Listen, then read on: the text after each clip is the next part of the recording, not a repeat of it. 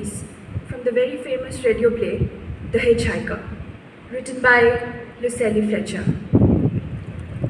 I am in an auto camp on Route 66, just west of Gallup, New Mexico.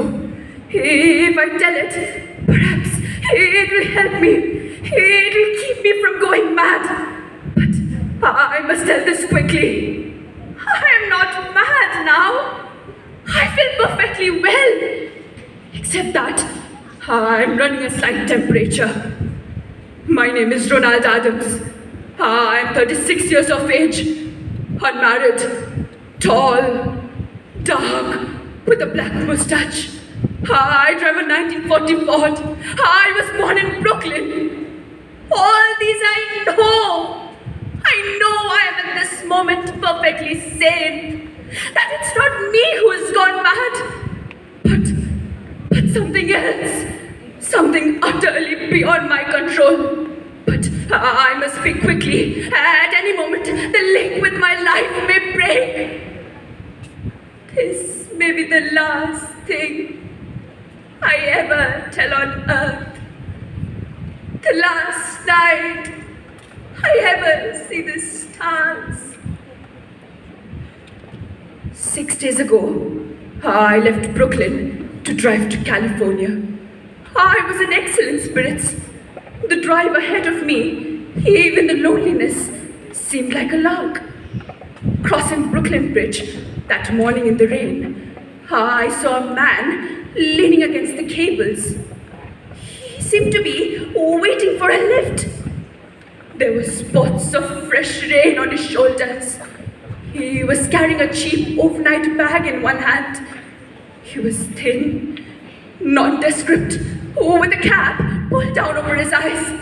Now, I would have forgotten him completely, except that just an hour later, while crossing the Pulaski Skyway over the Jersey Flats, I saw him again. At least, he looked like the same person. He was standing now with one thumb pointing west. I couldn't figure out how he got there, but I thought maybe one of those fast trucks had picked him up, beaten him into the skyway, and let him off. I didn't stop for him. Then late that night, I saw him again. It was in the New Pennsylvania Turnpike between Harrisburg and Pittsburgh. It's 265 miles long with a very high speed limit. I was just slowing down for one of those tunnels when I saw him standing under an arc light by the side of the road. I could see him quite distinctly. The bag, the cab, even the spots of fresh rain spattered over his shoulders. He hailed me this time.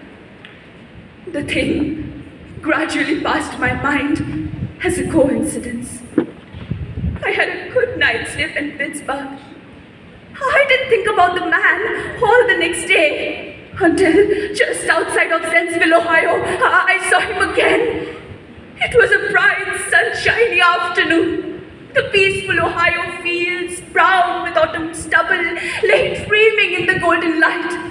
I was driving slowly when the road suddenly ended in a detour. In front of the barrier, he was standing and he hailed me. He started to walk forward. He said, "Hello, hello, going to California?" I said, "No, not today. The other way, going to New York City. Sorry. Hour after hour went by. The fields, the towns, ticked off one by one. The light changed. I knew now that I was going to see him again. And though I dreaded the sight, I caught myself searching for the side of the road, waiting for him to appear. I was beginning to hate the car. If I could have found a place to stop, to rest a little. But I was in the Ozark Mountains of Missouri now. Few resort places there were closed. I had seen him at the roadside stand. I knew that I was going to him again, perhaps at the next turn of the road. I knew when I saw him next, I'd run him down. But I didn't see him until next afternoon. I had stopped the car at a sleepy little junction just across the border into Oklahoma to let a train pass by.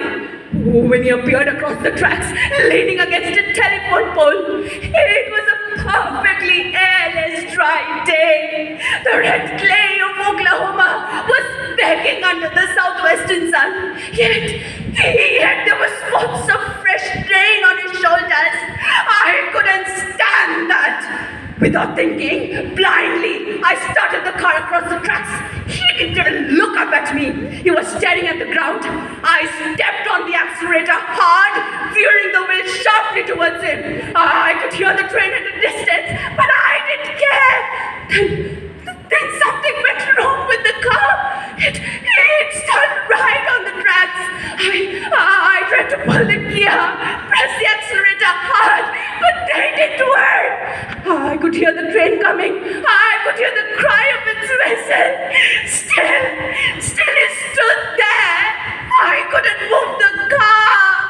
And I knew that he is beckoning to my death.